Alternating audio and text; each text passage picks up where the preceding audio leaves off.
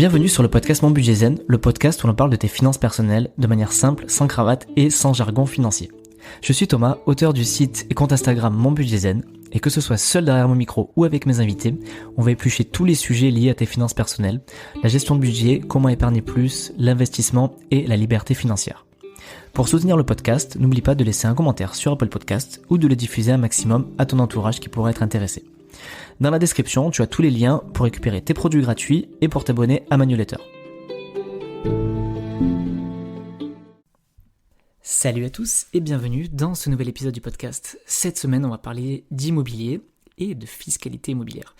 On va parler du fameux statut LMNP, qui est le loueur meublé non professionnel, qui est considéré comme une des meilleures niches fiscales dans l'immobilier en France. J'ai abordé souvent le thème avec des invités, mais vraiment à la volée, on n'a jamais creusé le sujet. Et je pensais vraiment que ça pouvait valoir le coup de creuser le sujet avec un invité spécifique sur le sujet. Et là, on a 1 heure, on va rentrer dans le détail. Et on va parler principalement de LMNP et de LMP. Et de la différence entre les deux, des avantages et inconvénients de chacun des statuts. Et voir si ça peut vous intéresser pour vous lancer dans l'immobilier. Je précise aussi, et je m'excuse d'avance, que j'ai eu un gros problème avec mon micro. Enfin, mon micro n'a pas été pris en compte pendant l'enregistrement, donc j'ai eu le micro de l'ordinateur qui a enregistré ma voix, ce qui fait que j'ai une voix dégueulasse. Et je m'en excuse. Et c'est toujours compliqué de demander de réenregistrer avec quelqu'un qui prend de son temps pour nous, donc j'ai pas voulu l'embêter. Donc voilà, on m'entend quand même, donc ça va, je suis écoutable, mais ce n'est pas avec le micro avec lequel vous m'écoutez à l'instant. Donc voilà, je vous souhaite une très bonne écoute et un bon épisode. C'est parti, salut Alex, comment tu vas? Salut Thomas, tout va très bien et toi? Ouais, tout va très bien, tout va très très bien. Bon, aujourd'hui, on va parler d'immobilier avec toi et principalement de LMNP, donc du statut de loueur meublé non professionnel, qui est un statut qui est connu, alors pas connu de tout le monde justement, et c'est la raison pour laquelle on va creuser le sujet avec toi. Et voilà, donc on va parler clairement d'immobilier, de location meublée et de fiscalité, et pour connaître un petit peu cette niche fiscale qui est le LMNP. Génial. Je te propose que tu te commences par te présenter, tu dis ce qui tu es un petit peu, tu nous racontes un petit peu ton parcours, et puis après on ira creuser sur le sujet du jour. Ok, donc je m'appelle Alex, j'ai 31 ans et je possède aujourd'hui 19 biens qui sont tous loués en LMNP. L'immense majorité à Paris ou proche banlieue, et là j'ai fait mes 2 premières acquisitions en dehors de l'Île-de-France. Et je suis tombé un petit peu par hasard dans la soupe de la LMNP quand j'avais 25 ans. Et je n'avais aucune idée de ce que j'étais en train de faire en fait, en le faisant, faut être tout à fait Ah, et honnête. tu as quel âge aujourd'hui du coup pour J'ai qu'on se 31. situe? 31, ok. Et j'ai commencé assez jeune, mais j'avais aucune idée de ce que je faisais. Et le jour où j'ai commencé à comprendre la puissance de la LMNP, je me suis promis de ne jamais m'arrêter jusqu'à ce que mort s'en suive. Et là, je suis devenu je suis quasiment au stade de l'addiction, donc je suis pas sûr d'être forcément un super modèle. Si tout le monde se met à faire comme moi, les gens ils dormiront plus la nuit et Tu te tout le monde perfuses au n'achètera pas. LMNP, c'est ça? Ah ouais, là franchement, on peut parler d'amour fou, hein. Voilà. Mais bon, franchement, il y a de quoi, hein. Et c'est marrant parce que tu vois, tu parles de ton parcours, moi c'est un peu pareil. Alors, pas du tout à ton échelle, moi j'ai pas autant de biens que toi, mais moi quand j'ai commencé aussi, j'ai fait le LM, enfin je suis tombé dans le LMP, mais par le plus grand hasard en fait. C'était au moment de déclarer mes impôts, je me suis dit, bon ok, et j'ai découvert ça. Et c'est après avoir acheté mon premier bien que j'ai découvert la puissance du LMNP. Voilà, c'est ça. C'est quand tu C'est- vois tes déclarations d'impôts successives à 0 € d'impôt que tu comprends ce que tu es en train de faire. Mais ça prend du temps. Mais c'est marrant, tu vois, que toi comme à moi, ça nous est arrivé après être Ouais, passé à l'action, quoi. ouais, c'est marrant, hein. Ouais. Comme quoi, des fois, on peut passer à l'action sans être parfait et on peut toujours voilà, réparer les erreurs par la Ouais. suite. Et d'ailleurs, juste pour information, parce que bon, on peut quand même pas écarter le fait que j'ai aussi monté une boîte qui accompagne des particuliers dans l'investissement locatif qui s'appelle Beanstalk. Et évidemment que le point de départ de quasiment toutes les conversations, c'est expliquer 2 notions qui sont l'essentiel du sujet de l'investissement locatif, à savoir la LMNP et l'effet de levier. Une fois que tu as compris ces 2 notions, tu as tout compris. Et tant que tu parles d'investissement locatif en parlant d'autre chose que ça, tu es à côté de la plaque. Les gens qui se concentrent sur dans quelle ville investir, est-ce que le bien est lumineux, l'étage, toutes ces choses-là, ils passent à côté des vrais sujets que sont la LMNP et l'effet de levier, qui sont les 2 grandes forces du marché français. On va dire que ce que tu dis, la luminosité et tout, ça c'est quand même important, mais ça revient dans un second plan, quoi. Enfin, le Ouais, socle de ton investissement, c'est ce que tu dis, quoi. C'est l'effet de levier exactement, et la fiscalité avec LMNP. exactement. Yes. Donc du coup, ok. Donc tu as commencé à 25 ans, tu en as 31, 19 lots, et tu as commencé donc marché parisien, c'est ça? Ouais, c'est ça. Donc interne Paris ou Ouais, Paris banlieue? intramuros, ouais. Ok. Et tu as tout fait donc LMNP depuis le début. Depuis le début. Et donc du coup, est-ce que tu n'arrives pas est-ce que t'es pas passé en LMP? Alors, on va le Bonne détailler question. un petit peu Ouais. après les notions, mais est-ce que Ouais. là, tu es toujours LMNP Je aujourd'hui ou suis tu es toujours LMP? LMNP, c'est une lutte de tous les instants. Mais c'est une très bonne question, on en reparlera. Je voulais pas rentrer tout de suite dans le sujet. Mais oui, oui, effectivement, c'est un des sujets, un des problèmes qui doit être pris en compte quand on décide de faire de la LMNP à grande échelle, c'est le statut LMP, donc loueur meublé professionnel. Et là, je suis en plein dans cette problématique. Heureusement, cette année, je devrais y échapper, mais chaque année, c'est un nouveau combat pour avoir des revenus du travail qui sont supérieurs à mes revenus locatifs. Ok. Bah, je pense que voilà, c'est le moment, hein. On met les deux pieds dans le plat, hein. Explique-nous du coup, c'est quoi les conditions pour être LMNP et les conditions qui nous font passer LMP. Alors, LMNP, donc loueur meublé non professionnel, ça s'applique à toutes les locations meublées, hein. Dès lors qu'on décide de faire une location meublée avec un bail meublé, avec la liste de meubles obligatoires qu'on trouve sur Internet, on est loueur meublé quoi qu'il arrive. Maintenant, non professionnel ou professionnel, ça se détermine selon deux critères. Donc, on passe de non professionnel à professionnel le jour où on remplit les deux conditions suivantes. D'abord, avoir plus de 23 000 euros de revenus annuels en locatif meublé. Et ensuite, avoir des revenus locatifs meublés supérieurs aux revenus du travail qu'on a par ailleurs. On est d'accord qu'il faut que les deux conditions soient réunies pour Exactement, passer LMP. tout à fait. Donc ça veut dire que, alors je traduis parce que c'est moi une question qui m'était beaucoup posée, qui m'avait fait beaucoup hésiter, et je sais que j'ai des gens qui me le demandent aussi. On est d'accord que si tu as 40 000 euros de loyer annuel en meublé, mais que tu gagnes 50 000 euros net par ton salaire, LMNP, tu restes LMNP. tout à fait. Mais d'ailleurs, tu as fait une petite remarque qui, là, est un gros flou juridique. Enfin, moi personnellement, j'ai pas le détail de qu'est-ce qui est le revenu qu'il faut comparer à tes revenus locatifs. Là, tu viens de parler de revenu net. C'est quoi le net? C'est avant les impôts? C'est après les impôts? Est-ce que vraiment le brut, il a rien à voir avec tout ça? Est-ce que si tu as des revenus, je sais pas, tu es auto-entrepreneur, est-ce que ça compte? Est-ce que si tu as des revenus de plus-value sur des investissements que tu aurais fait par ailleurs, est-ce que ça compte? C'est une question qu'il faut poser à son comptable. Donc moi, chaque année, ce que je fais, c'est que je donne toutes les informations à mon comptable et il se débrouille, il fait son calcul. Et c'est lui Euh, qui te dit feu vert ou non, voilà, quoi. c'est lui qui me dit si je suis LMP ou LMNP. Moi, je suis juste alors je suis pas du tout expert comptable, hein. Hein. Je dis de ce que j'ai compris, Ouais. c'est de ce qu'on appelle les revenus, c'est pour de ce que j'ai lu en tout cas, c'est Mm. l'activité principale. Donc je ne suis pas certain que par exemple tu as les dividendes ou D'accord. les plus-values ce soit compris. Je pense, hein, parce que c'est pas Ok. l'activité principale. Et si tu en as deux des activités principales? Si tu as deux jobs? Ah bah ça va peut-être rentrer dedans, ouais, en effet. Ouais, c'est juste que je me dis que là, il y a quand même un flou parce que j'ai quand même essayé de chercher l'info moi plusieurs fois parce que ça me Ouais, concernait. j'imagine, ouais. Et là, bah, je peux te dire qu'il y a une année, j'ai carrément fait passer un de mes baux. Quand le locataire est parti, j'ai fait passer le bail en non meublé parce que j'avais peur que ça me fasse passer en LMP. Et finalement, il s'avérait que ça aurait rien changé, donc je l'ai fait pour rien. Et maintenant, je suis embarqué dans un bail vide beaucoup moins intéressant à Et ouais, cause de bah ça. ouais, tu dois te faire allumer au niveau des impôts, Ouais, quoi, à ce ah moment-là. ouais, je me fais allumer. C'est le cas de le dire. Ok, et on en vient à la question qui est mais pourquoi le LMNP c'est si bien? Pourquoi tout le monde en parle? Pourquoi Ouais. j'en fais? Pourquoi t'en fais? Alors, C'est quoi les avantages concrets? ouais. Alors très concrètement, donc, je prends l'exemple classique. Dans le monde normal, quand tu gagnes 100 euros de loyer, tu vas déduire tes charges réelles, hein, c'est ce que font à peu près tous les investisseurs. Donc, tu prends tes charges de copropriété, les petits travaux de réparation, les frais de gestion, tous les petits frais que tu peux avoir pendant l'année dans ton bien. Tu vas les déduire, tes intérêts d'emprunt, tes assurances, etc. Tu les déduis de tes revenus locatifs. Et en général, si tu te débrouilles bien, il te reste, sur 100 euros, il te reste entre 60 et 70 euros. Ça, c'est le cas général. Mettons 70 euros. Si tu n'es pas en LMNP, l'État va venir te dire, bon, bah, il te reste 70 euros de résultat net. Là-dessus, je vais venir t'imposer. Donc, il te prend 17% de CSG, CRDS, plus ton taux d'imposition marginale. Donc, un Parisien normal qui gagne 40 000 euros bruts par an, il va avoir donc quelqu'un qui n'est pas du tout dans la haute sphère de la société en termes de On revenus. parle vraiment de classe moyenne. Quelqu'un, voilà, classe moyenne typique, va payer 47% d'impôts sur les 70 euros qui lui restent.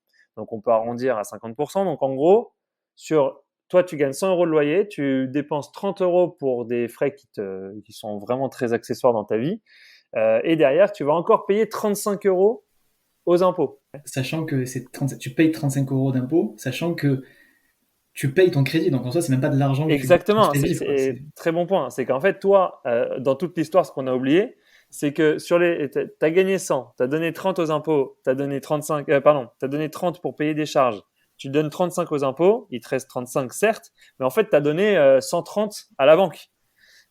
Ça, c'est le petit message qu'on oublie. C'est ça, Donc, c'est qu'au donc final, toi, cette fiscalité, elle te fait perdre de l'argent. Enfin, elle rend ton complètement. investissement en cash flow mais négatif. ça t'enlève un tiers de ta renta. Ouais, c'est terrible. Hein. Le résultat, il est vraiment terrible.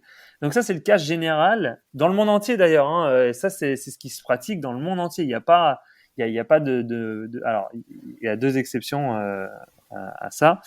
J'ai vu un autre pays dans lequel il y a une forme de LMNP, dont on va parler après, mais bon, ils le font pas à notre échelle. En tout cas, en France, ils ont décidé d'appliquer un régime qui est très particulier, qui est celui de l'amortissement. Alors, comment ça fonctionne l'amortissement ? Souvent, quand je le décris à des gens qui connaissent pas trop, je reprends un exemple plus traditionnel, l'amortissement qu'on a pu voir. C'est pour ceux qui ont fait les écoles de commerce, en cours de compta, on nous explique un peu le concept. Imaginez qu'une entreprise achète un ordinateur 1 000 euros pour un de ses employés. Un an plus tard, évidemment, il vaut plus 1 000 euros, hein, l'ordi. 2 ans plus tard, il vaut encore moins. Chaque année, il perd de la valeur. Et ça se reflète comptablement. Donc, le comptable, il va proposer un système qui va dire, par exemple, qu'on va amortir sur 4 ans le bien. Donc, chaque année, on va supposer que le bien a perdu un quart de sa valeur. Donc, au bout d'un an, il vaut 750 euros. Au bout de 2 ans, 500. Au bout de 3 ans, 250. Et au bout de 4 ans, 0. Ça, c'est la valeur nette comptable de l'ordi qui est censée refléter sa valeur de marché. Et en fait, là où il vous fait un cadeau le comptable en faisant ça, c'est que quand vous amortissez 250 euros chaque année, vous allez les passer en charge, comme si vous aviez dépensé de l'argent. Or, on sait très bien que vous n'avez pas dépensé de l'argent, c'est une perte virtuelle de valeur. Tant que vous n'avez pas revendu le bien, enfin l'ordi, on ne sait pas combien il vaut. Donc, il vous fait un petit cadeau, puisque vous déduisez 250 euros de vos revenus en tant qu'entreprise, ce qui vous permet de ne pas payer d'impôt sur 250 euros. Donc ça, c'est le petit cadeau lié à l'amortissement. Mais là où l'État se rattrape, parce que l'État n'est pas idiot, si en année 1, donc maintenant il vaut 750 euros l'ordi, on a amorti 250, on s'est fait un petit cadeau. Si je vais voir l'employé, je lui dis écoute, essaye de revendre l'ordi 900 euros. Bon, imaginons que l'employé réussisse à le vendre 900 euros. Ça fait 1 an qu'on l'a acheté 1000 euros, lui il le revend 900. Bon, on se dit qu'on a fait une moins-value, on est un peu déçu, mais c'est la vie. Non, en fait, d'un point de vue comptable, on a fait une plus-value de 150 euros. Et c'est là que l'État, il va récupérer son argent, puisque là, ça, vous allez devoir le passer en CA. Donc ça, c'est le cas général de l'amortissement. Maintenant, je reviens à l'immobilier. L'État décide il vous propose d'appliquer le système de l'amortissement à tous les frais fixes que vous avez engagés dans la transaction immobilière. Donc, ce que j'appelle les frais fixes, c'est le prix du bien, les frais de notaire, les frais d'agence, les travaux, tout ce que vous dépensez initialement, l'État vous propose de l'amortir. Alors, après, je peux vous donner les règles un peu comptables précises sur comment ça fonctionne, mais concrètement, ce que ça veut dire, c'est que tous les ans, vous allez déduire de vos revenus locatifs une charge virtuelle qui correspond à une partie de l'investissement que vous avez réalisé initialement. Donc, pour reprendre l'exemple de tout à l'heure, je gagne 100 euros de loyer, je dépense mes 30 euros de charges accessoires de gestion régulière du bien. Et là, il me reste 70 euros de résultat net. Et ces 70 euros vont disparaître grâce à l'amortissement des frais fixes que j'ai engagés dans la transaction. Et c'est là que c'est magique parce qu'en fait, on ne paye plus d'impôts. Moi, je passe de 100 à 70 et je reste à 70. Donc ça, c'est la magie de la LMNP. Mais normalement, quelqu'un qui a bien suivi mon exemple de l'ordi, il devrait me dire oui, mais attention, Alex, parce que si je revends le bien, j'ai fait de l'amortissement, donc je suis censé payer de l'impôt je vais payer d'autant plus d'impôts sur la plus-value. Mettons un cas général, j'achète un bien 100 000 euros, j'amortis 50 000 euros, donc j'utilise 50 000 euros d'amortissement pour venir compenser mes revenus locatifs et payer le moins d'impôts possible pendant les années où j'ai le bien en location. Bah, si je revends le bien, 100 000 euros. Dans votre tête, vous avez acheté 100 000, vous le revendez 100 000, il y a zéro plus-value. Mais dans la tête de l'État, du comptable, normalement, vous revendez 100 000, sauf que maintenant, il vaut plus que 50 000, donc vous avez fait 50 000 euros de plus-value. C'est ça le régime auquel on pourrait s'attendre si on compare avec la situation de l'ordinateur. Et en fait, vous l'avez compris, c'est pas comme ça que ça marche non plus. Il y a un deuxième cadeau, c'est que quel que soit le montant que vous avez utilisé pour l'amortissement, vous allez utiliser comme valeur de référence de calcul de la plus-value la valeur d'achat. Je ne sais pas pourquoi, hein, il y a tous ces cadeaux. Moi, c'est vrai que c'est un truc de fou. Moi. Ouais. En fait, c'est ça qui, comme tu dis, tu l'as très bien décrit, très bien imagé. C'est ça le plus gros cadeau que nous fait l'État, qui est que Exactement. on peut payer des charges qui ne sont pas des dépenses, hein, parce que c'est un amortissement comptable, Ouais. mais il n'y a pas de rattrapage à la sortie Exactement. avec la plus-value, comme c'est le cas avec la SCI LIS, par exemple. Exactement, c'est ce que j'allais dire. Alors en général, je dis attention, petit astérisque. Il y a deux cas très importants dans lesquels le deuxième cadeau n'existe pas. Donc le premier, c'est la SCI à l'IS. Attention, on ne fait jamais de meublé en SCI à l'IR de toute façon. Donc le seul moyen d'utiliser l'amortissement en SCI, c'est à l'IS. Et la SCI à l'IS ne bénéficie pas du régime préférentiel sur la plus-value, celui qu'on vient de décrire. Donc vous allez devoir réintégrer, vous allez devoir ajouter tout l'amortissement que vous avez pratiqué, vous allez devoir l'ajouter dans votre calcul de plus-value. En d'autres termes, tu te fais rattraper, la fiscalité est Exactement. rattrapée à la sortie, en fait. Voilà, avec la SCI quasiment LIS. tout ce que tu as économisé toutes ces années, bah, tu finis par le payer le jour où tu revends le bien. Et il y a un deuxième cas dans lequel ça se passe exactement comme la SCI à l'IS, c'est quand vous êtes LMP. Et c'est là que c'est dangereux. C'est pour ça qu'il faut faire très attention. Ben, je pense qu'on va y revenir après sur les détails aussi du LMP, mais voilà, je pense que tu as super bien décrit les deux gros avantages du LMNP et qui en fait aujourd'hui, selon moi, et je pense selon toi aussi, la meilleure niche fiscale dans l'investissement locatif. Ah là, il n'y a pas photo.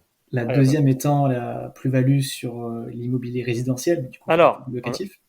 en l'occurrence, oui, alors tu parles de la résidence principale? Ouais, la raison Ouais, principale. alors en l'occurrence, je vais peut-être cette fois t'apprendre quelque chose parce que ça, c'est très peu connu. Alors, dis-moi.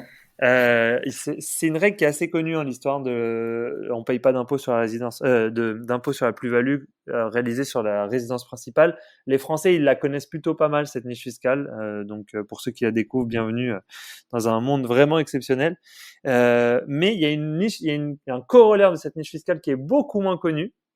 C'est que si vous achetez de l'investissement locatif ou même une résidence secondaire et que vous vendez ce bien avec une plus-value. Si vous utilisez l'argent de la plus-value pour acheter votre résidence principale sous 2 ans, vous ne paierez pas non plus d'impôt sur la plus-value. Je la connaissais. Ah, tu la connaissais? D'accord. Et je crois qu'il y a même un petit astérisque qui est qu'il ne faut pas que tu aies été propriétaire de ta RP dans les 4 ans. C'est tout à fait vrai, 5 ans. Ouais. C'est tout à fait ça.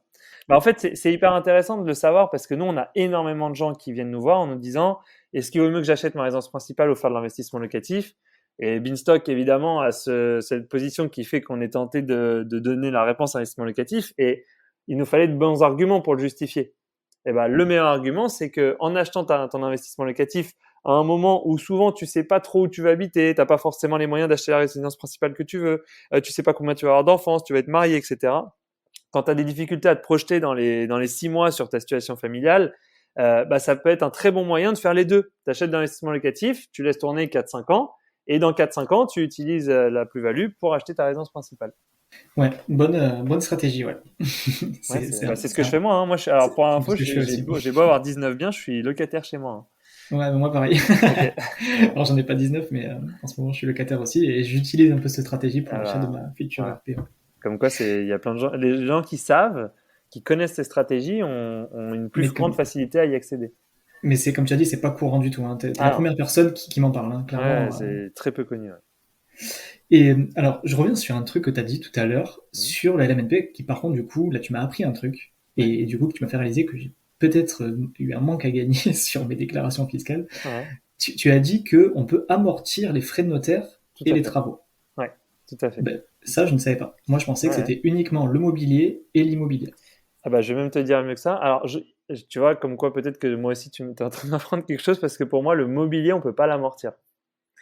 Pour moi, les travaux, tu as le droit. Donc, et alors, il faut savoir que alors, il y a deux types d'amortissement. Tu as celui sur l'immobilier et celui sur les travaux. Celui sur l'immobilier, la règle, c'est que tu as le droit d'en déduire 85%. Donc, tu as 15% des frais fixes que tu ne pourras pas amortir. T'oublies ça, tu le mets de Qui côté. correspondent au terrain, c'est ça? Voilà, exactement. Et Mm. sur les 85% restants, tu en as 45%. En fait, il y a des briques dans ces 85% qui sont amortissables sur des périodes plus ou moins longues. La plus longue, c'est 45% de tes frais fixes sont amortissables sur 50 ans. Donc, la plus grosse partie, elle est amortissable sur 50 ans. C'est important de l'avoir à l'esprit, ça. Et le reste, dans ce qui va te rester, dans les 40% qui restent, tu vas avoir des durées d'amortissement entre 15 et 20 ans. Je crois que c'est ça, les durées. Donc, c'est là que tu vas utiliser le plus d'amortissement, finalement. C'est là que ça consomme le plus et c'est là que tu déduis le plus, parce que sur 50 ans, 45%, en fait, ça représente un montant assez faible. Par contre, sur les 40% qui restent, amortis entre 15 et 20 ans, là, ça fait vraiment des montants significatifs. Et pour les travaux, c'est entre 7 et 10 ans. Et ça, c'est très puissant, parce que ça veut dire que les travaux, tu les amortis très, très rapidement. Et tu as des montants assez importants à déduire de tes revenus locatifs grâce aux travaux. Historiquement, les travaux, c'était plus perçu comme l'espèce de niche fiscale des gens qui faisaient justement de la location vide. Bah, en fait, même en meublé, ça a un gros Oui, intérêt. ça augmente. Ouais. Ouais. Mais ok, bah écoute, je me renseignerai auprès de mon comptable. C'est vrai que moi, j'ai toujours déduit le mobilier. Je sais que c'est sur 7 ans, le mobilier, l'amortissement. Ah bah, très bien, hein. Non, non, mais attention, hein, mais moi, je vois pas mal de gens qui justement demandent à ce que les meubles soient intégrés à la facture de travaux pour pouvoir amortir les meubles, justement. Et j'allais te faire part d'une autre subtilité, c'est que tu vois, nous, on facture des frais de conseil sur nos transactions Beanstalk. Bah, ces frais-là, qui sont des frais d'agence, sont également amortissables au même titre que le prix du bien. Et d'ailleurs, c'est pour ça que quand on parle des travaux, on parle des frais d'agence, des frais de notaire, le prix du bien. À chaque fois, je dis aux gens, dites-vous que d'une certaine façon, tout ce que vous dépensez, ça vous coûte que la moitié. Parce qu'il y a une moitié qui représente une économie d'impôt. Et donc, au lieu de payer de l'impôt, bah, vous payez des travaux, quoi, d'une certaine façon. Et ça, c'est une façon de le voir qui rassure. 10 000 euros de frais de notaire, bah, en réalité, ça va vous coûter 5 000 euros à peu près, hein, qui font à peu près 20 euros par mois. Donc, c'est une façon de le voir. Les frais de notaire, c'est 20 euros par mois. C'est une façon que moi, j'aime bien de formuler les choses. En tout cas, dans ma tête, ça m'aide. Et les clients aiment plutôt bien. Juste une petite chose juste sur les frais de notaire. On a également la possibilité de les déduire, hein, les frais de notaire. Je précise. Tu peux c'est ce que j'ai fait du voilà, coup. tu peux le faire. Tu as les deux options, mais tu peux aussi les amortir. Et ça d'ailleurs, j'ai une petite anecdote à te partager Ouais. là-dessus. Quand j'ai commencé, moi j'ai commencé en 2017, et quand j'ai découvert ce régime d'LMNP, ça me paraissait assez fou en fait. Ouais. En fait, j'ai vu le déficit que je pouvais créer, même sans avoir fait de travaux. Hein. Ouais. Même sans avoir fait de travaux, j'étais en déficit. Donc, Ok. c'est-à-dire que je ne payais pas d'impôt sur les revenus fonciers. Ouais. Et ça me paraissait tellement fou qu'on puisse déduire les frais de notaire que j'en revenais pas. Et du coup, j'ai essayé de contacter les impôts pour qu'ils me le prouvent. Ouais. Et je sais pas si tu t'es déjà amusé à contacter les impôts pour avoir une info de ce type, mais c'était très très compliqué d'avoir la réponse. Alors, je te passe les détails des coups de fil, des mails sans réponse. J'ai finalement eu la réponse écrite, parce que je voulais une réponse écrite. Okay. Et la réponse écrite, on m'a scanné une page du magazine de revenus qui disait, vraiment un scan foireux, quoi, qui disait on peut déduire les frais de notaire, machin. Et c'est ça qui a fait foi auprès des impôts, tu vois. Ok, d'accord. Ah bah, comme quoi, hein. Moi, c'est pour ça que je prends pas le risque. Moi, je confie ces tâches-là à mon comptable. Un comptable, ça coûte, déduction d'impôt incluse, ça coûte 12 euros par mois. Et il te fait ça très bien. Ouais, c'est clair. Moi, c'était ma première année, j'osais pas et tout. Après, maintenant, bien évidemment, j'ai aussi délégué un comptable. Mais c'est vrai que quand tu démarres et tout, je me suis dit, ouais, je vais tout faire moi. Juste une petite notion importante, parce que tu as utilisé le mot déficit et il est un peu dangereux. Parce que les gens ont tendance à confondre deux notions qui n'ont rien à voir, qui sont, un, la défiscalisation, et deux, les revenus non fiscalisés. Donc, et d'ailleurs, tu as utilisé une autre notion qui est importante, c'est que tu as parlé de revenus fonciers. En fait, le revenu foncier, c'est du revenu immobilier. Ce terme ne s'applique que quand tu fais du revenu en non meublé. Quand tu fais du meublé, c'est pas du foncier, c'est du commercial. Et c'est ça Ouais, toute la, c'est du BIC, c'est c'est ça? du BIC, exactement. Et quand tu es en BIC, c'est très particulier, hein, mais quand tu es en BIC, c'est d'ailleurs pour ça que tu peux pas faire du meublé en SCI, puisque la SCI attend des revenus fonciers. Or là, tu es pas sur du revenu foncier. Je crois que la SCI, tu as le droit de faire du revenu meublé que si ça représente moins de 10% de l'activité de la SCI. Tu vois? Donc, quand on parle de foncier, c'est qu'on parle de revenus non meublés. D'accord? Et quand on parle de revenus non meublés, donc de revenus vides, à ce moment-là, on a la possibilité d'utiliser le terme que tu as employé tout à l'heure, enfin, qui est le mot déficit. Le déficit, sous-entendu, je vais pouvoir déduire une partie de mon impôt sur le revenu. C'est ça que les gens entendent beaucoup, parce que historiquement, c'était ça. Il y a 20 ans, la LMNP, ça existait quasiment pas. Aujourd'hui, c'est la majorité des baux. Mais il y a 20 ans, la grande niche fiscale de l'IMO, c'était tu as le droit de déduire jusqu'à 10 700 euros de déficit foncier de ton impôt sur le revenu. Dans le Cette cadre du règle, NU. comment? Ouais, dans le Dans le cadre du cadre du nu. NU. Et là, cette règle, évidemment, ne s'applique pas au meublé. En meublé, c'est distinct, c'est une autre personne. C'est-à-dire que c'est une activité à part. Le meublé va avoir, lui, un déficit peut-être qui fera qu'il paiera tu le paieras zéro d'impôt, mais il va pas avoir d'impact sur ton impôt sur le revenu. Et tu pourras pas défiscaliser, tu pourras pas utiliser ton activité en meublé pour réduire ton impôt sur le revenu. Ça, c'est la règle générale en LMNP. Attention, petite subtilité, ça devient à nouveau faux. Il y a une exception qui est le LMP. Quand tu es en LMP, le gros avantage, c'est que tu peux défiscaliser tes déficits Sur ton impôt sur le revenu. sur ton impôt sur le revenu. Mais sous-entendu, en fait, pourquoi ils font ça? Parce que tu es censé être dans une situation où tu gagnes moins d'argent sur tes revenus du travail que sur ton locatif. Donc, supposément que tu gagnes pas beaucoup d'argent. Donc, tu vas, dans leur esprit, pas beaucoup réduire ton impôt. Mais si tu es dans une situation où tu es en LMP, malgré le fait que tu as des revenus très élevés, bah, à ce moment-là, tu commences à rentrer dans un système où ça peut devenir très intéressant. Parce que ton déficit, tu l'utilises vraiment comme une source d'économie d'impôt. D'accord. Alors, je te propose qu'on détaille le LMNP dans un second temps, pour Ok. pas qu'on perde Non, le mais temps. ouais, je suis d'accord. Je récapitule rapidement ce qu'on s'est dit, parce que tu as dit beaucoup de choses super intéressantes. Et au cas où voilà, les gens ne connaissent vraiment pas le LMNP, je vais récapituler en 3 mots. Enfin, je vais essayer de résumer du moins une minute ce que tu as dit, les fonds importants. Donc, le LMNP, c'est du revenu meublé non professionnel, qui est une activité à part entière, qui est distinguée de nos revenus fiscaux perso. Et on reste LMNP tant qu'on n'a pas dépassé à la fois 23 000 euros de revenus locatifs et quand nos revenus locatifs ne dépassent pas nos revenus de l'activité principale. Sachant qu'il y a ce flou juridique, on ne sait pas qu'est-ce que c'est, mais tant qu'on va dire notre salaire principal n'est pas dépassé avec les revenus locatifs, on reste éligible à l'LMNP, donc on a ce fameux avantage fiscal. Et comme tu as dit tout à l'heure, il y a deux cadeaux principaux qui sont que l'amortissement, enfin déjà on peut déduire beaucoup plus de choses comme les frais de notaire, les travaux, enfin tout ce qui est possible, on va dire, et surtout, on a l'amortissement qui est une dépense qui en fait n'en est pas réellement une, qui est une dépense comptable, mais qui rentre dans nos charges, et qui en plus n'est pas imposée à la sortie. C'est-à-dire quand on va revendre plus cher ou même au même prix le bien, notre prix initial va être le prix d'achat et pas le prix comptable avec l'amortissement déduit. Donc c'est ça les deux gros cadeaux du LMNP. C'est bon, j'ai bien résumé? J'ai rien Très oublié? bien résumé. C'est magnifique. Ok.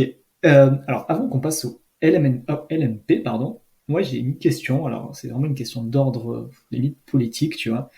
J'aimerais comprendre, savoir ta réflexion de pourquoi ça continue. Parce que, je vais te dire pourquoi je te pose cette question. Moi, depuis que j'ai commencé, donc en 2017, hein, j'entends tout le temps, tous les ans, non mais le LMNP c'est trop pour être vrai, ça finira l'année prochaine, c'est quand même trop beau cadeau, machin. Après, en creusant un peu, je me dis, bon, ben, c'est vrai que c'est quand même pratique, tu vois, que le LMNP, c'est quand même pratique parce qu'on propose des beaux meublés pour les étudiants, c'est pratique, pour les gens en voyage, même pour le Airbnb.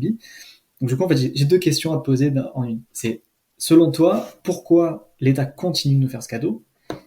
Et la deuxième question, c'est, vu que on est à l'ère de l'information aujourd'hui, j'ai l'impression que maintenant, les gens qui se renseignent un peu savent que c'est une super niche fiscale.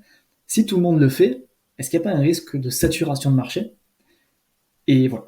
essaie de me répondre aux deux Ok. questions en l'ordre que tu veux. Alors, je vais te répondre ce que je dis très souvent parce que quand je décris la LMNP, les gens pensent que j'ai très souvent cette question pourquoi ça s'arrête pas, pourquoi ils parlent de l'arrêter mais ils le font jamais. Alors, je fais souvent la même blague qui est de dire que la seule explication que je vois à un aussi beau système, c'est que les gens qui font les lois ont plein de meublés eux-mêmes. Voilà, c'est la blague que je fais, mais c'est une demi-blague hein, parce que Ouais, ça peut, je vois. moi-même j'ai du mal. Donc c'est pour répondre.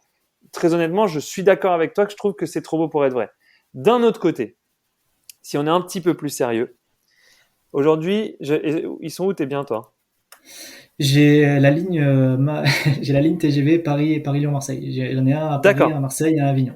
Ok, bon, donc, alors peut-être pas pour Avignon, qui est une ville qu'on connaît bien chez Beanstalk, mais pour Paris et Marseille, surtout pour Paris, tu as dû le voir. Quand tu mets un bien en location à Paris, un studio en location sur PAP ou Se Loger, tu as combien de candidats?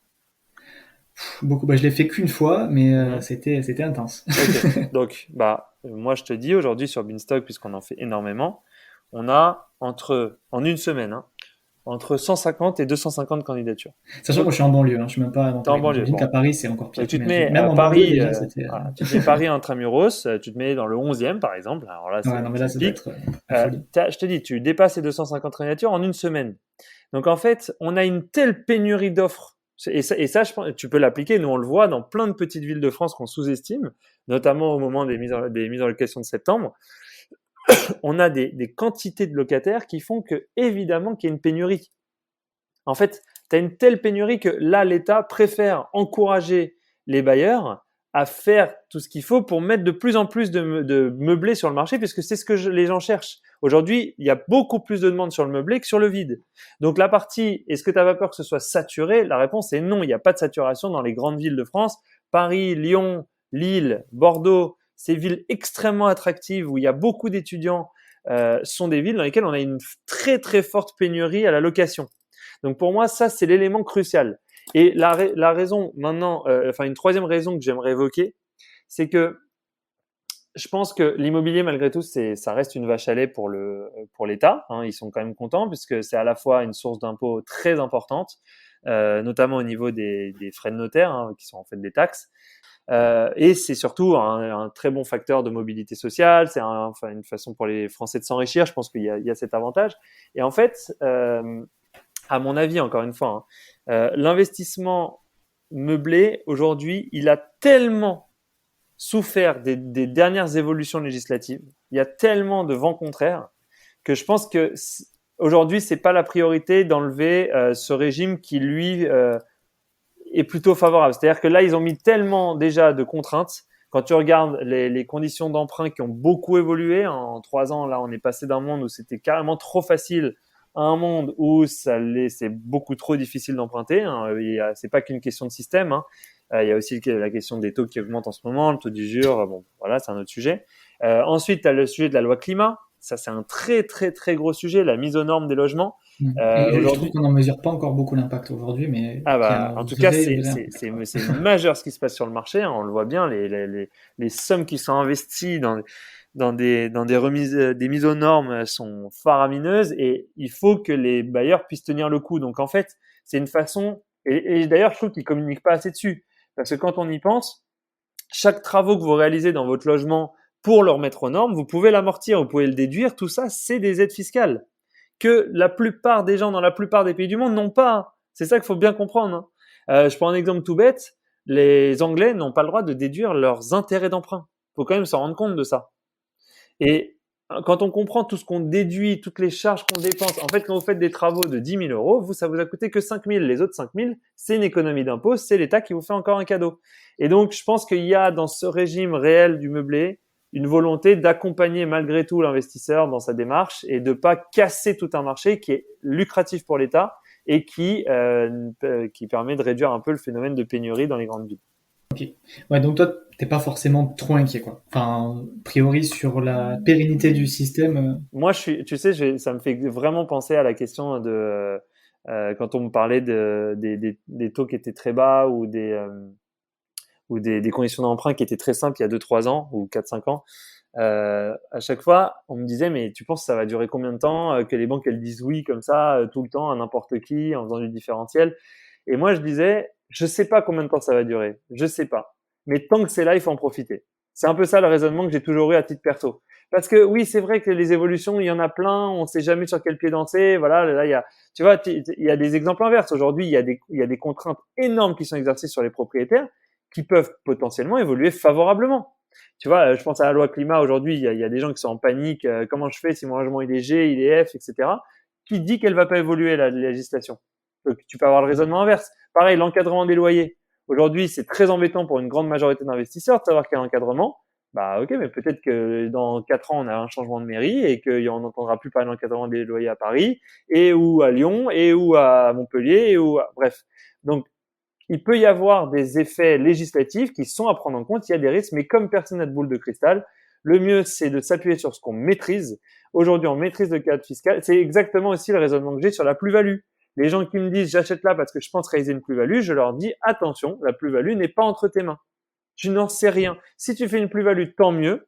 Si tu n'en fais pas, tant pis, fais tes calculs comme si tu n'en avais pas.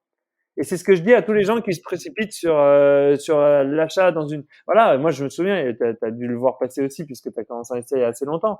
Il y a 3-4 ans, acheter un appart à Paris, c'était devenu la croix et la bannière. Enfin, c'était devenu n'importe quoi. Et moi, j'ai vécu des scènes de quasi-émeute pour des visites d'un studio complètement pourri de 12 mètres carrés où il y avait des traces d'humidité sur les murs. On devait se battre, on devait montrer qu'on avait l'argent pour payer comptant sur notre compte. Et quand on s'offusquait de ça, l'agent nous montrait qu'elle en avait 10 déjà qui lui avaient envoyé leur compte. Ça faisait 1 heure que le bien était en ligne, quoi. C'était devenu ça, Paris.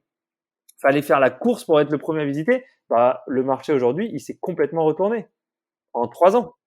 Donc, je dis aux gens, allez dans un environnement que vous maîtrisez, prenez tous les événements, tout ce qui peut être maîtrisable, prenez-le. Tout ce qui vous donne l'impression de contrôler à long terme, faites-le. Le système fiscal, ça fait longtemps qu'il est en place. Peut-être qu'il va changer, mais peut-être pas. Donc, pour l'instant, on part du principe qu'il est là. On n'est pas Dieu. Paris, c'est effectivement une valeur un peu plus refuge que d'acheter, je sais pas, je veux pas donner d'autres villes parce que je veux dénigrer aucune ville, mais Paris a cette valeur refuge. Est-ce qu'aujourd'hui ça monte moins qu'ailleurs? Évident, c'est une réponse. Le oui est très franc. Mais est-ce que sur 20 ans, il y a plus de chances que ça monte à Paris ou dans une autre ville? Bah, la réponse c'est Paris, voilà, parce que historiquement on a toujours vu ça. Je pourrais donner plein d'exemples comme ça pour dire juste appuyez-vous sur ce qui est maîtrisable. De même que moi je dis toujours aux gens, le critère numéro 1 pour investir dans un bien, c'est pas est-ce qu'il est beau, c'est pas est-ce que je suis content de l'acheter et tout ça, c'est est-ce qu'il se loue.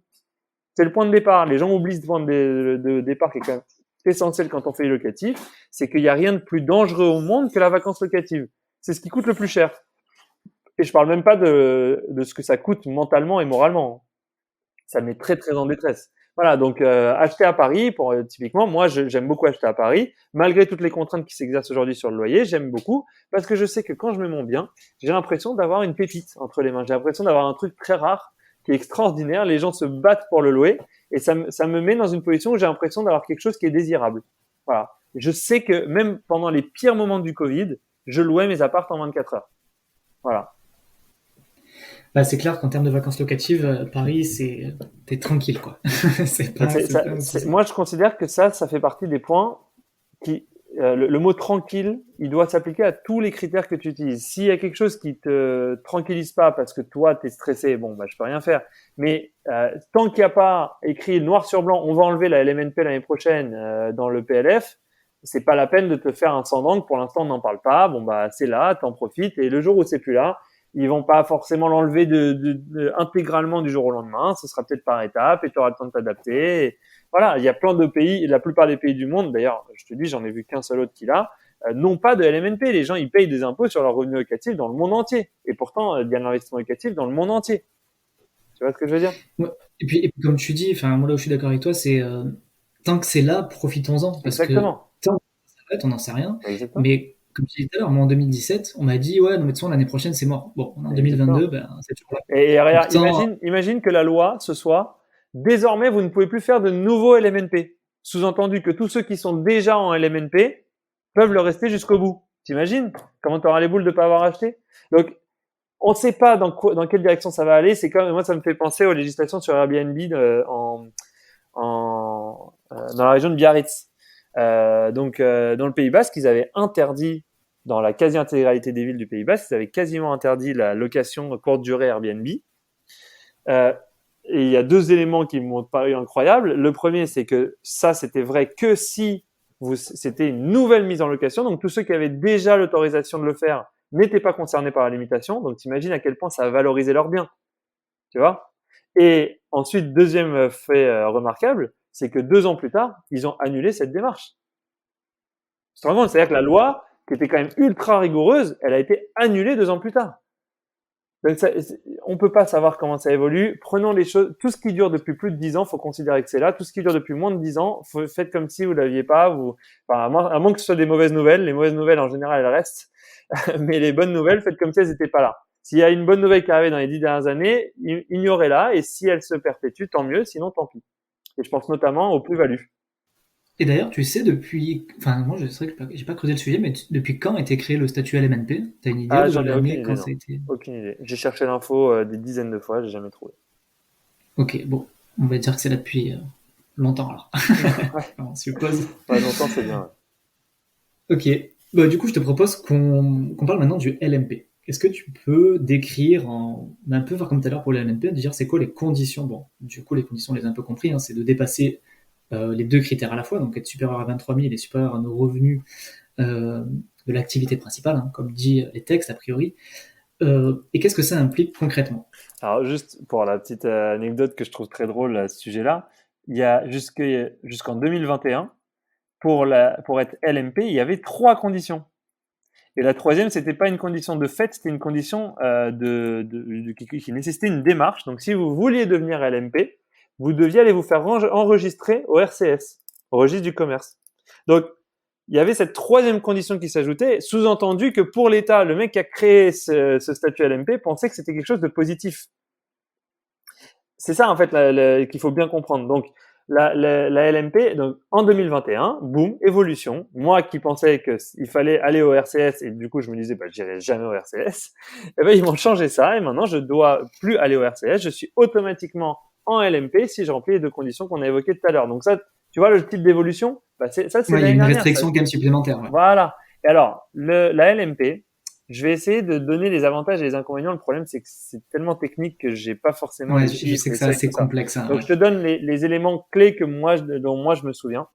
Le gros désavantage de la LMP, enfin du statut LMP, c'est à la fois la question de la plus-value, donc que tu es potentiellement, que tu es obligé d'inclure tout l'amortissement dans le calcul de ta plus-value. Donc, j'achète un bien 100 000, je fais 50 000 euros d'amortissement. Le bien, comptablement, il vaut 50 000. Donc, si je le revends 100 000, j'ai fait 50 000 euros de plus-value. D'accord? C'est la grande différence avec le statut LMP, c'est au niveau du calcul de la plus-value. La deuxième grande différence négative, donc le vrai désavantage, c'est que si par malheur tu fais du résultat net, donc évidemment tu en fais rarement puisque tu as l'amortissement, hein, mais dès lors que tu commences à en faire, tu as un niveau d'imposition qui est extrêmement élevé. Je crois que le minimum c'est 41%, quelque chose comme ça.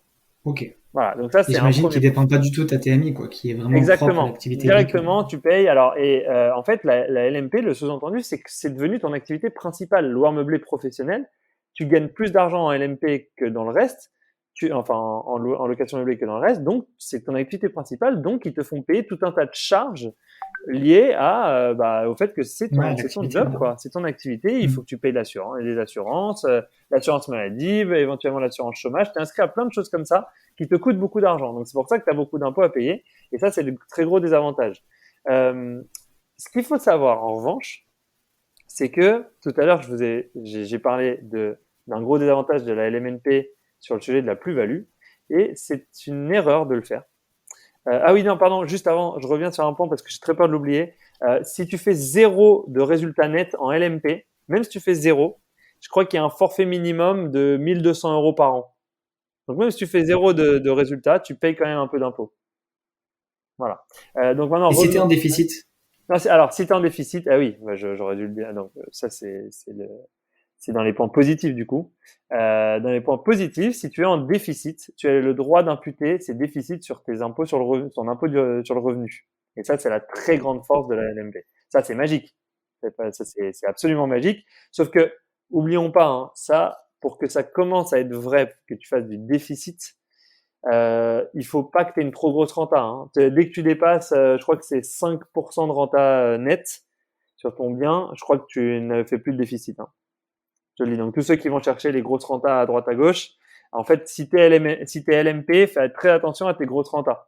C'est peut-être dès lors que tu deviens LMP qu'il faut rentrer dans des rentas beaucoup plus faibles, acheter du patrimonial, tu vas acheter à Paris plutôt qu'à Marseille. Tu vois, c'est un peu ça la logique qu'il faut avoir. Mais ce que j'allais dire, c'est qu'en fait, quand j'ai parlé de la plus-value, je n'ai pas tout dit.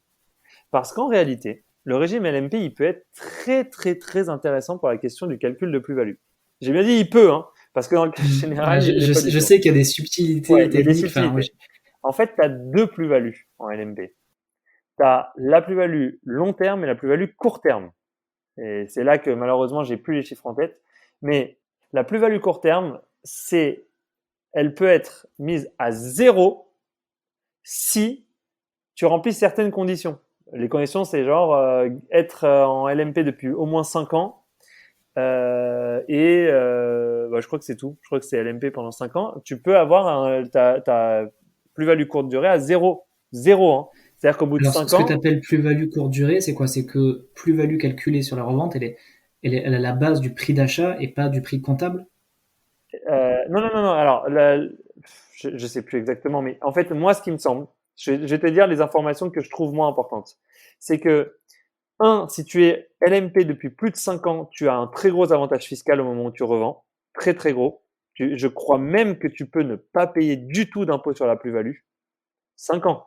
N'oublions pas qu'en LMNP, même si effectivement tu rembourses pas, tu réintègres pas l'amortissement dans ton calcul, certes, mais malgré tout, si tu as le malheur de faire de la plus-value, vu que c'est dégressif et que la dégressivité elle commence au bout de 6 ans et qu'il faut garder quasiment le bien 15 ans pour que ça devienne vraiment intéressant, tu payes beaucoup d'impôts sur la plus-value si tu en fais.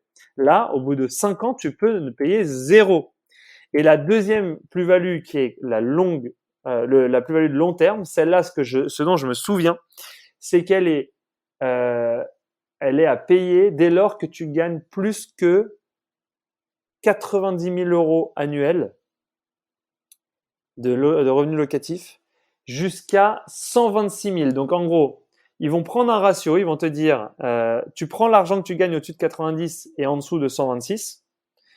Et si tu es, donc tu as 36 000 euros, mettons que tu gagnes 108 000 euros, donc exactement la moitié, tu vas payer 50% de plus-value sur ce qui est la plus-value longue durée. Si tu es au-dessus de 126, tu payes 100%. Si tu es en dessous de 90, je crois que tu payes 0. Ça, c'est la règle pour dire, en gros, que attention, quand tu te mets à gagner beaucoup en LMP, si tu es dans la situation du LMP qui a beaucoup et non pas du LMP qui a pas beaucoup, tu dois faire attention parce que tu risques de payer beaucoup d'impôts sur la plus-value. Donc malheureusement, tu vois, j'ai pas les chiffres exacts. Je les aurais révisés si j'avais su qu'on allait en parler. Mais je sais, on a mis un article là-dessus sur le blog de Winstock. Hein. Sur notre blog, okay. On a un article qui décrit tout très rigoureusement et qui te permet de te rendre compte que globalement, le système, il est plus attractif en LMNP, mais il peut, dans certaines conditions, je crois que c'est si tu gagnes moins de 70 000 et que tu gardes le bien au moins 5 ans, devenir très intéressant du point de vue du calcul de la plus-value. Mais en règle générale, si tu fais un investissement de long terme et que tu comptes le garder 20 ans, faut être très très très honnête, vaut largement mieux être en LMNP. Quand je dis largement, c'est d'ailleurs pareil, hein, c'est ce que je dis aux gens qui veulent acheter en SCI, c'est attention, a priori vous gagnerez beaucoup moins d'argent que si vous achetiez en nom propre. Mais la SCI peut avoir d'autres avantages, type en termes de succession, en termes de partage de l'investissement, c'est beaucoup plus intéressant. Mais par contre, d'un point de vue financier, c'est beaucoup plus intéressant de faire de la LMNP en nom propre.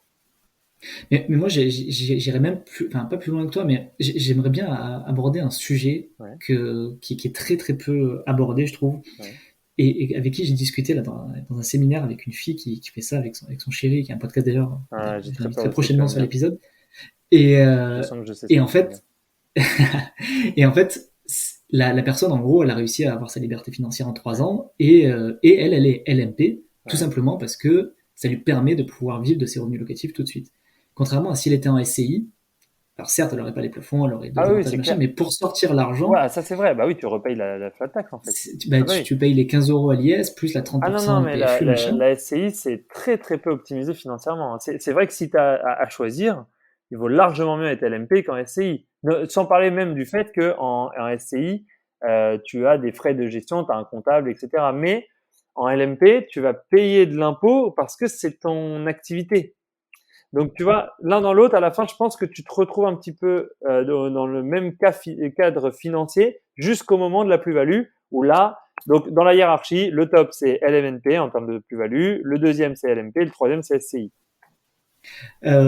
Ok, du coup, est-ce que tu peux nous parler maintenant un petit peu de toi, enfin aujourd'hui avec Beanstalk, comment vous faites maintenant pour aider les gens à investir, enfin concrètement, qu'est-ce que vous proposez pour investir et du coup dans le LMNP? Alors, Beanstalk, c'est déjà, il faut savoir que sur le plan de comment ça se présente, c'est comme Se Loger, c'est une plateforme. Donc, tu vas sur Se Loger, tu vas sur Beanstalk, tu consultes des biens. Les trois grandes différences avec Se Loger, c'est que d'abord, on ne présente que des biens d'investissement locatif. Donc, techniquement, tu peux vivre dedans, mais c'est pas du tout la vocation du bien. La deuxième grande différence, c'est qu'on va te fournir toute l'information financière concernant le bien. On va te dire combien tu peux le louer, combien de travaux faut prévoir, combien de charges de copropriété, de taxes foncières, comment est géré l'immeuble, comment est géré le quartier, toutes ces choses-là. Et troisième grande différence, c'est que si tu décides d'acheter un des biens qui est présent sur la plateforme, on va t'accompagner tout au long du parcours. Donc on va te former, on va te trouver le bien idéal pour toi, mais ensuite on va surtout te trouver ton crédit. Donc nous on est courtier en immobilier, en crédit immobilier. On va t'accompagner chez le notaire, on va faire les travaux, on va trouver le locataire, on va gérer le bien. D'ailleurs, la première année de gestion locative est incluse dans le forfait Beanstalk, le forfait initial que tu payes sur la transaction. Donc, et ce n'est qu'à partir de la deuxième année, si tu souhaites maintenir la gestion locative via Beanstalk, que tu commenceras à payer des frais de gestion locative de 5%. Et une dernière particularité, c'est qu'on te garantit le loyer pendant la première année. Donc, si on te dit qu'un bien se loue 700 euros par mois, si on ne trouve pas de locataire à 700 euros par mois, on paiera la différence. Donc, on te D'accord, garantit c'est le la loyer première la année. première année. Voilà. Donc du coup, ce que vous faites, c'est ce qu'on appelle l'investissement clé en main, c'est ça? Exactement, c'est l'investissement clé en main. Tu es accompagné à toutes les étapes et tu as comme seule consigne de dire la vérité quand on te demande combien tu gagnes et combien tu as sur ton compte. Et Ouais, pour pas galérer sur le financement, j'imagine. voilà, exactement. Et de faire part le plus vite possible de toutes tes exigences pour que l'équipe te trouve le bien parfait. Mais les meilleurs clients, c'est souvent ceux qui passent en fait pas mal de temps à regarder de par eux-mêmes les biens sur la plateforme, ils les consultent jusqu'au jour où ils se font une opinion, tu vois. Au début, c'est dur de s'y retrouver, tu vois plein de biens, et petit à petit, tu commences à voir qu'il y a une ville que tu aimes plus qu'une autre, tu commences à comprendre pourquoi une rente à élever, ça veut dire plus de risques. Et donc, tu deviens de plus en plus mature jusqu'au jour où tu achètes en connaissance de cause. Mais on t'accompagne pour la décision, évidemment. Ok. Et après, les biens que vous avez, c'est des biens déjà que vous avez analysés, qui sont déjà sur Exactement. Internet, ou vous Ouais. avez, Alors et non, tous les vous avez- biens, ils sont exclusifs, donc tu peux les trouver que sur Beanstalk. Et c'est des biens qui ont été passés au crible. On a donc une équipe d'analystes qui passent leur temps à. Donc en fait, nous, le système, c'est qu'on a plus d'un millier d'agents immobiliers, et ce chiffre il augmente tous les jours, un millier d'agents immobiliers en France qui nous envoient des biens toute la journée à analyser. Et dès qu'on en voit un qui nous paraît intéressant, on le garde. Donc on n'a que du off-market et on ne propose que ceux qui remplissent tous nos critères en matière de gestion de la copro, d'évolution du mètre carré, de tension locative, de niveau de charge, niveau de taxe foncière, etc. Ok. Et vous avez 100% off-market, ou vous avez aussi Ouais, quand même 100%. des biens qui sont... Alors, il peut y avoir une exception de temps en temps, mais il faut qu'il y ait une raison. Ouais, d'accord. Ouais, Ok, ouais, donc il y a quand même un avantage ouais. ouais, Et à passer on par la permet, plateforme. on a à peu près 70% des transactions qui ont lieu d'une ville à une autre, c'est-à-dire que l'acheteur ne réside pas dans la ville dans laquelle il achète. D'accord. Et généralement, les acheteurs, ils visitent le bien quand même, ou pas Alors, on forcément? essaye de les pousser à le faire. On a à peu près 2 clients sur 3 qui visitent leur bien. Mais il y a plein de clients qui veulent pas visiter. On leur fait au moins une visite en visio, quoi. Au moins, s'ils veulent pas se déplacer. Mais bon, on les pousse quand même à le faire, mais ils sont assez rassurés parce en fait, on passe tellement de temps dessus.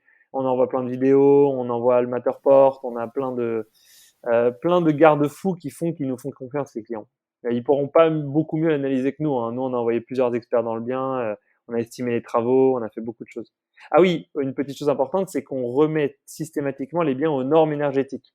Donc, dans l'enveloppe travaux qu'on préconise, puisque je précise qu'on ne prend pas d'argent sur les travaux, nous, on va travailler avec des partenaires qui vont réaliser les travaux et nous, on ne prend pas un centime sur ces travaux.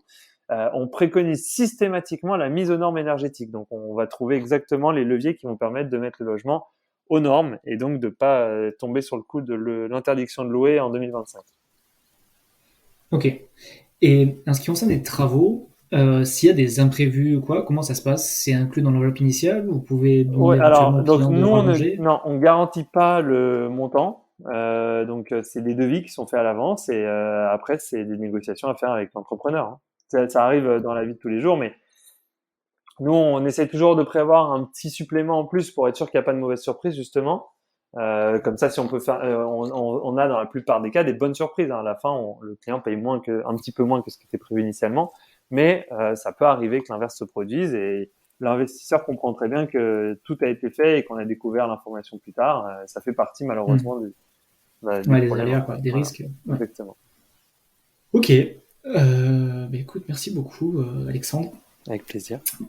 pour, pour tout ça. Je sais pas si tu as quelque chose à rajouter, peut-être sur Beanstalk ou sur ce que vous proposez, que tu n'as pas eu le temps de dire. Non, bah on recrute beaucoup, donc si vous avez une envie de travailler dans l'IMO, on est une boîte assez jeune, assez sympa, franchement. Je pense que je vais rester Vous êtes où? humble Vous en êtes sur disant, mais Paris? je pense qu'on est une des boîtes les plus cool de Paris. Et on est à la recherche permanente de nouveaux talents, donc Et vous c'est un point recherchez important. dans quel type de poste? On cherche beaucoup de commerciaux pour tout ce qui est accompagnement d'investisseurs. Également beaucoup de commerciaux pour accompagner les agents dans la compréhension de ce que sont nos critères, choisir les bons biens. Donc des gens qui voyagent pas mal d'ailleurs en France. Beaucoup de gens pour gérer les transactions aussi. D'autres pour gérer justement des architectes d'intérieur. D'autres pour gérer des dossiers de financement. Donc on a vraiment toute une palette de profils, même des profils tech, hein, évidemment. Tout ça, on peut les retrouver sur la page Welcome to the Jungle de Beanstalk. Ok. Bon, bah, voilà, petite offre d'emploi en fin de podcast, ça fait. Voilà, On l'a jamais fait, voilà. Il y a une première à tout. voilà.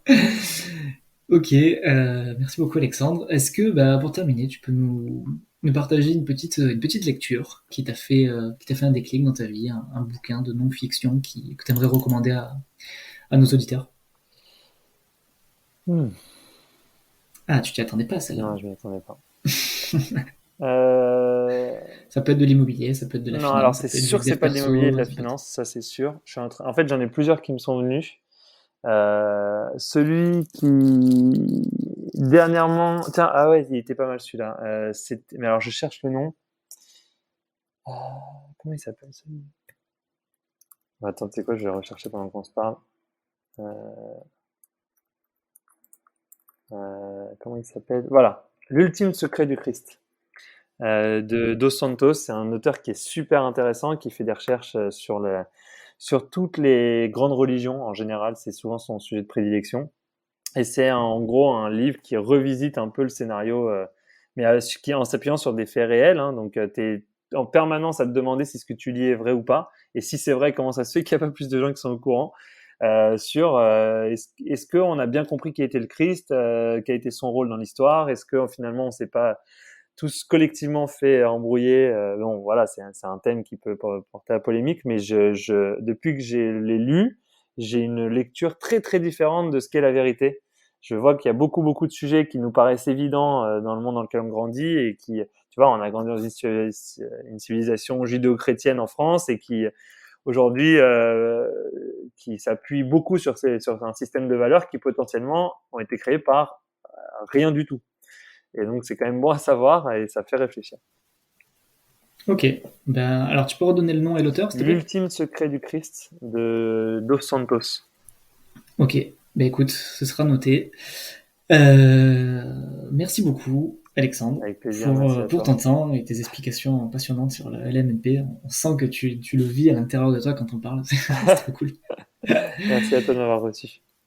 Ouais, et puis je te dis à bientôt et profite bien de cette journée Merci beaucoup. particulière. Bon Allez, salut. après-midi, ciao.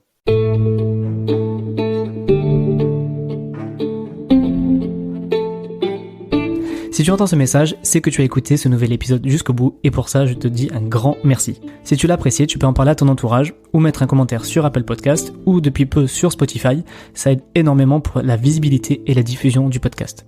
N'hésite pas également à me dire quel sujet tu aimerais que j'aborde ou me recommander un invité pour les prochains épisodes. Pour ça, dis-moi-le sur mon compte Instagram, monbudgetzen, ou alors à mon adresse mail contact@monbudgetzen.com. N'oublie pas que dans la description, tu as tous les liens si tu veux aller plus loin et notamment récupérer tes cadeaux gratuits.